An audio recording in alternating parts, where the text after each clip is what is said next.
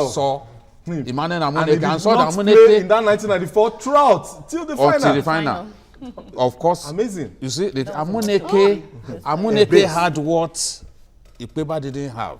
That is his aggression. He could take on defenders, and it's extremely difficult to knock him off the ball. He has that physical strength that Amuneke didn't have. Amuneke had, that Ikpeba didn't have. Ikpeba had the flair. So a coach who has to decide now will say, okay, let me go for this stronger player.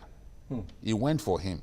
So that continuity that you are looking for, these are other factors that also. So players will always on that coach. Look at a country like Spain, a country like France. They always produce good young players. Yeah. So the fact that you are successful at under 17 level or under 20 level, it's no guarantee that you will go on to play for the national team. Some players will come in. You can't even pick out, nobody is expecting the entire team to graduate. 22 of them, 23 of them to graduate and continue to get into the Super Eagles. At least what we're saying is, let us say like 4.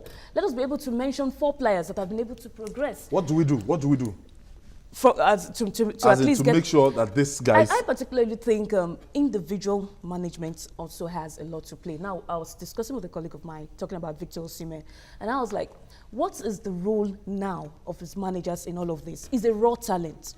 From here, where does he go? What kind of club does he join? His family, his parents also have a role to play in this. How about the role of NFF? Now, the NFF, first of all, it comes to do with these players have managers, they have agents, they have club sites where they've been playing, some academies where they've been playing. These are people that have influence. Yes, these are people that have major influence on the teams they get to join. Now, look at Taiwo Awoniyi, for instance. He's managed by Seyi Olofijano, a former Super Eagles player. Yeah, that's a perfect agent you want to have. Now, the likes of Monaco were coming around. They said, no, he's not going to sign for any club until something bigger comes up, and he's gone to Liverpool, even though he's been sent on loan. But that's a good move. Kelechi Iheanacho also making a good move. So where does a player his father? Yeah, of course, his father played a major role.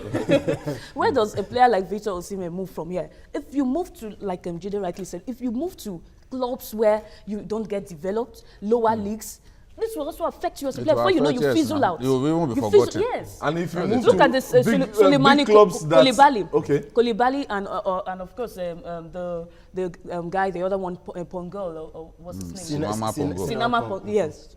Just look at the kind of moves they made after the World Cup, and that was the end of it. Okay. Let's quickly take this breather. When we come back, we're still on the Golden Eaglets, their exploits in Chile 2015. Stay with us.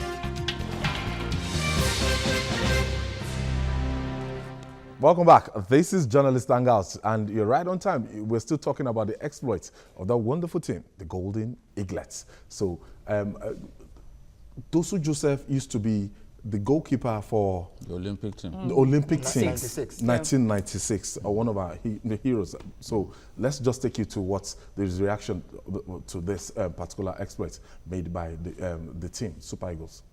No, Golden. Well, first of all, I would say kudos to the Federation. I think they tried by keeping those boys in camp for long. And I would say congratulations to Amuneke overall, because it wasn't an easy task. I think he was there even when the whole trouble started, and he kept saying he doesn't have a team. Even when he went for African qualifier, which we lost, though qualify, I think a lot of sticks he received. But now I think he has shown the whole world, not just Nigeria, not even Africa, that he is one of the best youth coaches around in Nigeria, likewise in Africa. Fantastic goalkeeper, Dosu Joseph. Now, he was trying to say, tell us about, what Amunike did earlier.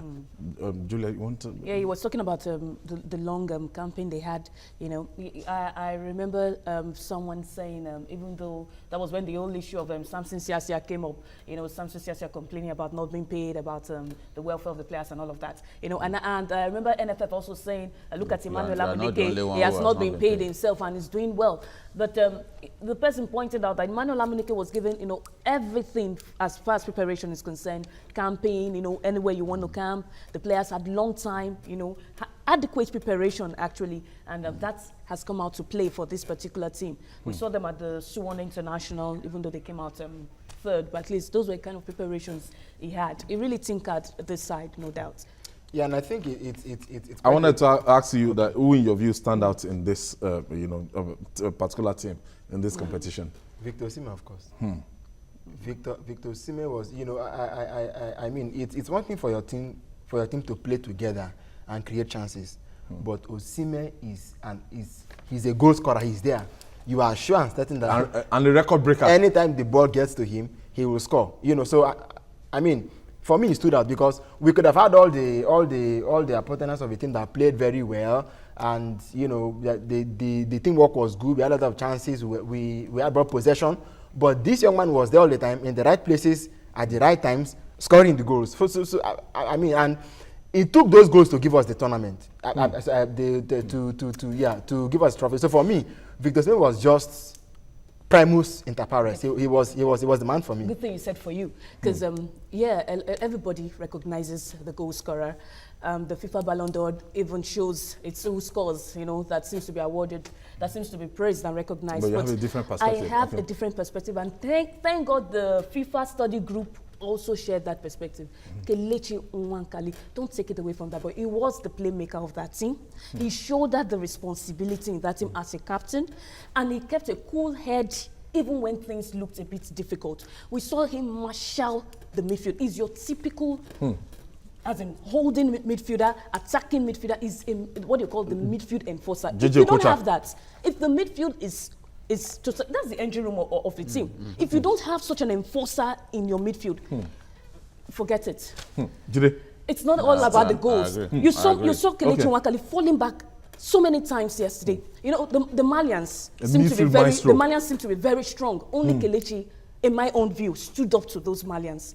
He took up the responsibility. He saw that the players were getting jittery at some point, were losing composure. This was the player that was falling back. I can count so many saves Kelechi on his own made. I mean, so many defensive, tackles, interceptions he did. You could see him wearing the whole burden of the team. That, for me, is a standout player.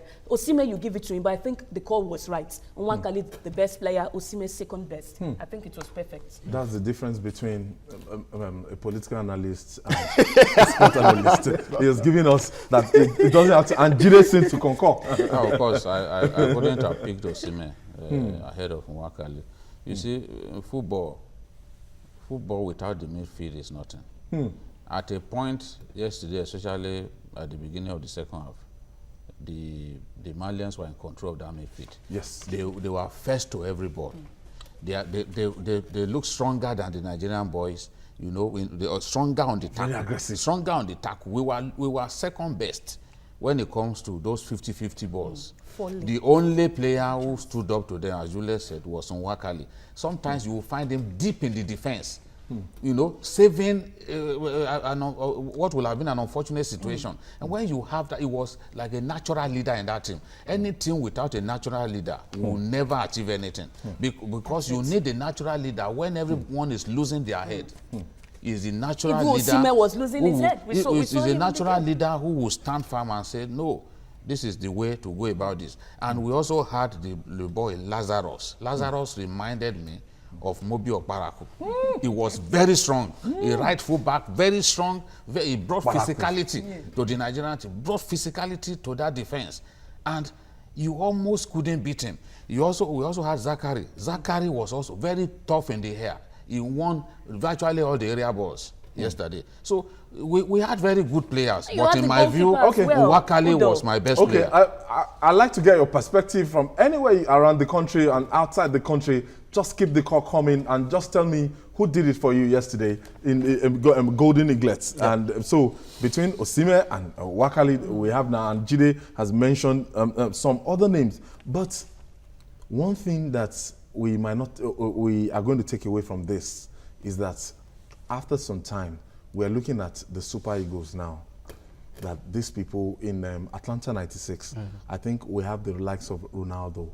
Yep, of course it was there. Nigerian Ronaldo Lima. Ronaldo Lima, yeah, and we had the like of Roberto Carlos, if you can remember. And these guys, the goalkeeper Dida, Bebeto. Yes, the kind of exploit and the kind of impact. I think Anderson was there in world football as at that time.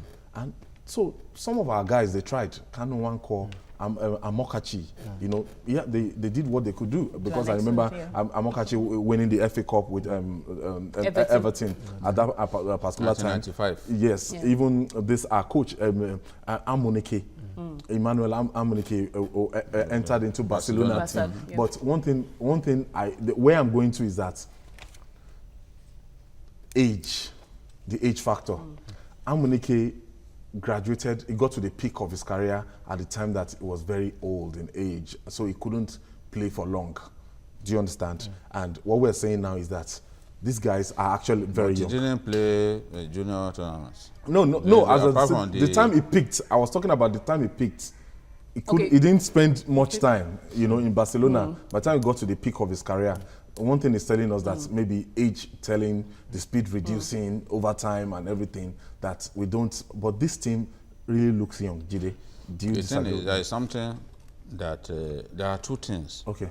These teams are younger than previous under-17 teams. That is what the last team and this one, they are younger than previous under-17 national teams. Let's take this call from Olawale. I think Wale is calling us from Lagos. He's a regular.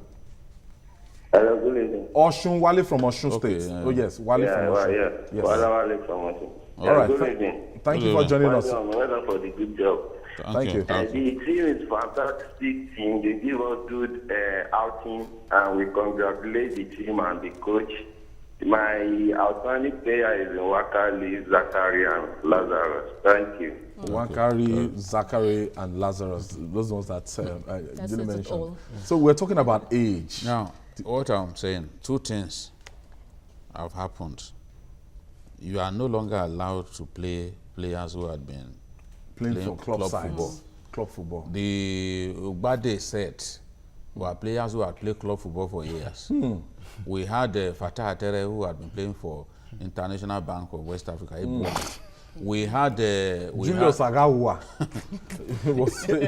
You know, that's national Julius was Bender insurance player. He played under 20. Julius was 19. Wilson Oruma had been playing for Bendel Insurance for at least 2-3 years. So how come?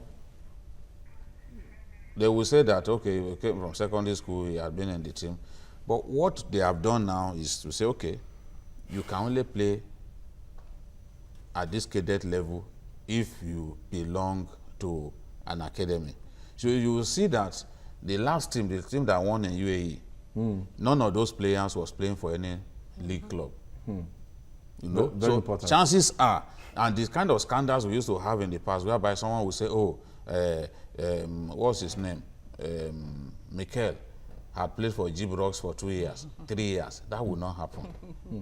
You know, someone will say that, Dele Abubakar, who was the third goalkeeper for the 1985 team, had been playing in Ilorin, playing club football in Ilorin for like 4 or 5 years. So that won't happen. And then on the day that they want to go and test you for your age, nobody will be able to sleep in the Nigerian camp. Femi is calling us from River State. Before the advent of MRI.